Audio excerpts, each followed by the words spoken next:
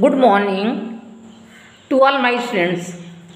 आज हम आपको क्लास 7 हिंदी व्याकरण चैप्टर 6 संज्ञा नामक चैप्टर के बारे में बताएंगे। इस चैप्टर के अंतर्गत संज्ञा एवं संज्ञा के भेदों के बारे में बताया गया है। संज्ञा संसार में प्रत्येक पदार्थ, प्रत्येक वस्तु, पदार्थ, स्थान या व्यक्ति का कोई नाम अवश्य होता है। इसी नाम से उसकी पहचान भी होती है। कल राहुल अपने मित्र सोहन तथा अन्य के साथ चिड़ियाघर गया।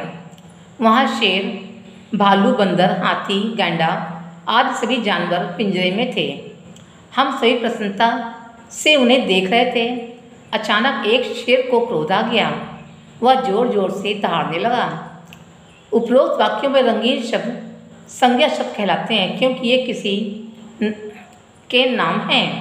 कुछ शब्द यहाँ भाव भी व्यक्त कर रहे हैं, जैसे प्रसन्नता तथा क्रोध। ये सभी भाववाचक संज्ञाएं हैं। परिभाषा: किसी प्राणी, वस्तु, स्थान, भाव या अवस्था के नाम को संज्ञा कहते हैं। संज्ञा के 3 भेद होते हैं। संज्ञा के भेद: व्यक्तिवाचक संज्ञा, जातिवाचक संज्ञा, भाववाचक संज्ञा। पहला, व्यक्तिवाचक संज्ञा। जो नाम किसी विशेष व्यक्ति, स्थान या वस्तु का बोध कराते हैं उन्हें व्यक्तिवाचक संज्ञा कहते हैं। जैसे व्यक्ति विशेष: महात्मा गांधी, मीराबाई, श्री राम, भगत सिंह, राणा प्रताप, सूरदास, शंकर, सुरेश, इंदिरा गांधी आदि। स्थान विशेष: लाल किला, केरल, ताजमहल, चीन, संसद भवन, गंगा, हिमालय, दिल्ली, इंडिया गेट आदि। वस्तु विशेष: पेड़, रामायण, क्रिकेट, चौकोर मेज, पंखा, पेंसिल आदि। दूसरा, जातिवाचक संज्ञा। वे संज्ञा शब्द जो किसी एक ही प्रकार की जाति के प्राणियों, स्थानों या वस्तुओं का बोध कराते हैं उन्हें जातिवाचक संज्ञा कहते हैं। जैसे प्राणियों का बोध: अध्यापक, चित्रकार, सैनिक, छात्र, पत्रकार, जानवर, मनुष्य, कारीगर, पक्षी आदि। स्थानों का बोध: घर, पुस्तकालय, चौराहा, देश, चिड़ियाघर, नदी, कक्षा, दुकान, पहाड़ आदि। वस्तुओं का बोध: दरवाजा, बर्तन, कलम, वृक्ष, फल, तस्वीर, गाड़ी, पुस्तक, कुर्सी आदि। तीसरा, भाववाचक संज्ञा। वे संज्ञा शब्द जिनसे किसी व्यक्ति, वस्तु या स्थान के गुण, दोष, दशा या मन के भाव या अवस्था का बोध होता है उन्हें उसे भाववाचक संज्ञा कहते हैं। जैसे गुण, दोष: वीरता, धैर्य, क्रोध, अच्छाई, कठोरता, चालाकी, मिठास, प्रेम, सुंदरता आदि। दशा: गरीबी, स्वतंत्रता, स्वास्थ्य, अमीरी, सफलता, परेशानी, गुलामी, आज़ादी, परतंत्रता आदि। भाव या अवस्था: बचपन, उदासी, पूजा, बुढ़ापा, प्रसन्नता, मोटापा, युवावस्था, थकान, खुशी आदि। अंग्रेजी व्याकरण के प्रभाव से संज्ञा के 2 भेद और माने गए हैं। पहला, द्रव्यवाचक संज्ञा। वे संज्ञा शब्द जिनसे किसी द्रव्य, धातु या पदार्थ का बोध होता है उन्हें द्रव्यवाचक संज्ञा कहते हैं। जैसे दूध, पानी, लोहा, सोना, गेहूँ, चावल आदि। दूसरा, समुदायवाचक संज्ञा। जो शब्द किसी एक ही जाति के व्यक्तियों, वस्तुओं या स्थानों के समूह का बोध कराते हैं उन्हें समूहवाचक संज्ञा कहते हैं। जैसे भीड़, परिवार, दल, गिरोह, सभा, मंडल, कक्षा, सेना आदि। भाषिक प्रथा। आइए इन संज्ञाओं से खेलें अंताक्षरी। कक्षा के बच्चों को 3 समूह में बांट लीजिए और उनके नाम संज्ञा के भेदों के नाम पर रखिए। फिर पहला समूह जो शब्द बोलेगा, दूसरे समूह को उस शब्द के अंतिम अक्षर से शब्द बनाना है।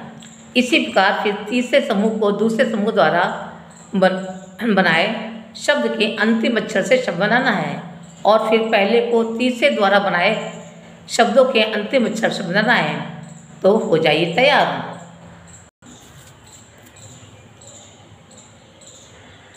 शुरू करो अंताक्षरी लेकर संज्ञाओं का नाम। जीतने के लिए बताओ व्यक्ति, जाति और भाववाचक का नाम। बच्चों, इस समय आपका विद्यालय बंद है, इसलिए आप अपनी कक्षा में तो इस अंताक्षरी को नहीं खेल सकते, किंतु आप अपने घर में अपने भाई बहनों, आसपास के मित्रों के साथ इस अंताक्षरी को खेलिएगा और संज्ञाओं का नाम लिखिएगा, जिसे आपको होमवर्क में दिया जा रहा है। कभी कभी संज्ञा निम्नलिखित प्रकार से भी प्रयोग की जाती है। व्यक्तिवाचक संज्ञा का जातिवाचक संज्ञा के रूप में प्रयोग, जैसे पहला, हरिश्चंद्रों की हमारे देश में कमी नहीं है। दूसरा, रावणों ने समाज में भ्रष्टाचार फैला रखा है। तीसरा, सीताओं को आज भी अग्नि परीक्षा देनी पड़ती है। उपरोक्त उदाहरणों में हरिश्चंद्रों, रावणों, सीताओं शब्द मूलतः व्यक्तिवाचक हैं, परंतु यहाँ उनके नामों के लिए प्रयुक्त न करके उनके विशेष गुण दोषों का बोध कराते हैं। जैसे हरिश्चंद्रों यानी ईमानदार, रावणों दुष्ट, सीताओं साध्वी सच्ची के लिए प्रयोग किया गया है। अतः ये जातिवाचक संज्ञा बन गए हैं। जातिवाचक संज्ञा का व्यक्तिवाचक संज्ञा के रूप में प्रयोग। कभी कभी जातिवाचक संज्ञा शब्दों को व्यक्तिवाचक संज्ञा के रूप में प्रयोग किया जाता है, जैसे महात्मा जी ने हमें अहिंसा का मार्ग दिखाया। दूसरा, पंडित जी बच्चों को प्यारे थे। तीसरा, नेताजी देश के लिए कुर्बान हो गए। उपरोक्त उदाहरणों में प्रयुक्त महात्मा जी, पंडित जी तथा नेताजी मूलतः जातिवाचक संज्ञा है, परंतु यहाँ ये विशेष नाम जैसे महात्मा गांधी, पंडित जवाहरलाल नेहरू तथा नेताजी सुभाष चंद्र बोस के लिए प्रयोग किए गए हैं, अतः ये व्यक्तिवाचक संज्ञा बन गए हैं। भाववाचक संज्ञाओं का जातिवाचक संज्ञा के रूप में प्रयोग। भाववाचक संज्ञा सदैव एक वचन में प्रयुक्त होती है, परंतु जब यह जातिवाचक संज्ञा के रूप में प्रयुक्त होती है तो इसका बहुवचन रूप प्रयोग किया जाता है, जैसे उनकी अच्छाइयाँ संसार में प्रसिद्ध हैं। दूसरा, मंदिरों में प्रार्थनाएं शांति प्रदान करती हैं। यहाँ अच्छाइयाँ तथा प्रार्थनाएं बहुवचन रूप में प्रयोग की गई हैं, अतः ये भाववाचक न होकर जातिवाचक संज्ञा बन गई हैं। भाववाचक संज्ञाओं का निर्माण। भाववाचक संज्ञाओं का निर्माण 5 प्रकार से होता है। पहला, जातिवाचक संज्ञा से। जातिवाचक संज्ञा, भाववाचक संज्ञा। मानव, मानवता। स्वामी, स्वामित्व। ईश्वर, ईश्वरीय। सेवक, सेवा। प्रभु, प्रभुता। लड़का, लड़कपन। वकील, वकालत। बूढ़ा, बुढ़ापा। दूसरा, सर्वनाम से। सर्वनाम भाववाचक संज्ञा। अपना, अपनत्व या अपनापन। दूसरा, मम, ममत, ममता। स्व, स्वत्व। आप, आपा। सर्व, सर्वस्व। पराया, परायापन। निज, निजत। अहं, अहंकार। तीसरा, विशेषण से। विशेषण भाववाचक संज्ञा। परतंत्र, परतंत्रता। निर्धन, निर्धनता। गर्म, गरमाई। भावुक, भावुकता। दुर्बल, दुर्बलता। लंबा, लंबाई। क्रिया से। क्रिया भाववाचक संज्ञा। पीटना, पिटाई। कमाना, कमाई। मिलना, मिलावट। खोदना, खुदाई। दिखाना, दिखावट। सजाना, सजावट। पांचवा, अव्यय से। अव्यय भाववाचक संज्ञा। शीघ्र, शीघ्रता। निकट, निकटता। नीचे, नीचाई। दूर, दूरी। सहज, सहजता। ऊपर, ऊपरी। जल्दी, जल्दबाजी। समीप, समीपता। महत्वपूर्ण तथ्य। किसी प्राणी, वस्तु, स्थान, भाव या अवस्था के नाम को संज्ञा कहते हैं। संज्ञा के 3 भेद हैं: व्यक्तिवाचक संज्ञा, जातिवाचक संज्ञा, भाववाचक संज्ञा। भाववाचक संज्ञाओं का निर्माण 5 प्रकार से होता है। जातिवाचक संज्ञा से, सर्वनाम से, विशेषण से, क्रिया से, अव्यय से। आइए अब हम अभ्यास कार्य करते हैं। दूसरा, उपयुक्त शब्द चुनकर रिक्त स्थानों की पूर्ति कीजिए। व्यक्तिवाचक, भाववाचक, जातिवाचक। 3 संज्ञा का। किसी प्राणी, वस्तु, स्थान या भाव या अवस्था के नाम को डैश कहते हैं, संज्ञा।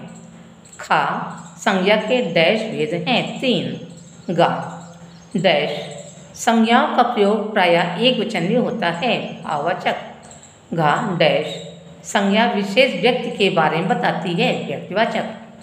अंगा, व्यक्तिवाचक संज्ञा कभी कभी डैश संज्ञा के रूप में भी प्रयुक्त होती है, जातिवाचक। तीसरा, निम्नलिखित वाक्यों में रंगीन शब्दों के स्थान पर भाववाचक संज्ञाओं का प्रयोग करके वाक्य पुनः लिखिए।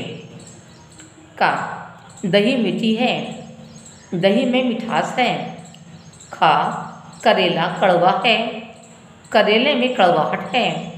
गा, मरीज को शीघ्र अंदर लाओ, मरीज को शीघ्रता से अंदर लाइए।